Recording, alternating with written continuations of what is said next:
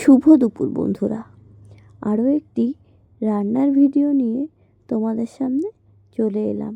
আজ আমি রান্না করব লোকাল বরলি মাছের পাতলা ঝোল।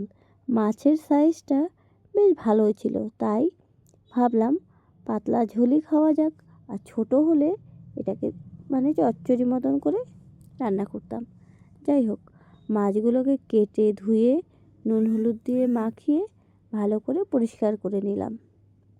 তারপর মাছগুলোকে এক এক করে কড়াতে ভেজে নিলাম।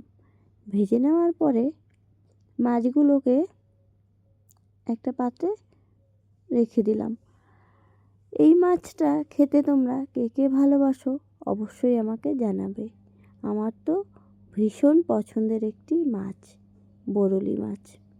তারপর কড়াতে ফুলকপিগুলোকে দিয়ে ভালো করে ভেজে নেব।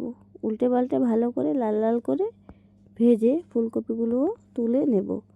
তারপর সেই কড়াতেই আরও কিছুটা পরিমাণ তেল দিয়ে দিলাম। তেলটা ভালো করে নেড়ে চেড়ে ডালের বড়িগুলো এর মধ্যে দিয়ে ভেজে তুলে নেব। ডালের বড়ি ভাজা হয়ে গেল।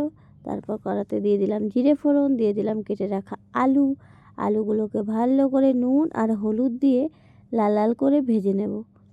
আলুগুলো ভাজা হয়ে গেলে উপর থেকে মশলা দিয়ে দেব। এই মশলার মধ্যে ছিল আদা বাটা, জিরে বাটা, লঙ্কা বাটা আর টমেটো। তারপর মশলাটাকে ভালো করে একটু নাড়িয়ে চাড়িয়ে নিলাম। তারপর দিয়ে দিলাম মটরশুঁটিগুলো দিয়ে কিছুক্ষণ মশলাটাকে কষানোর পরে উপর থেকে আমি ফুলকপিগুলো দিয়ে দিলাম। যেই ফুলকপিটা ভেজে রেখেছিলাম সেই ভেজে রাখা ফুলকপিটাই আমি এর মধ্যে দিয়ে দিলাম, দিয়ে ভালো করে কষিয়ে নিলাম। তারপর কষানো হয়ে গেলে উপর থেকে বেশ পরিমাণে গরম জল দিয়ে দিলাম। গরম জলটা দিয়ে ভালো করে মশলার সাথে মিশিয়ে দিলাম। ঝোলটা ভালো মতন ফুটে উঠলে দিয়ে দেব আমরা ডালের বড়ি আর ভেজে রাখা সেই মাছগুলো। এই মাছগুলো দিয়ে বেশ খানিকক্ষণ ভালো করে ফোটাতে হবে।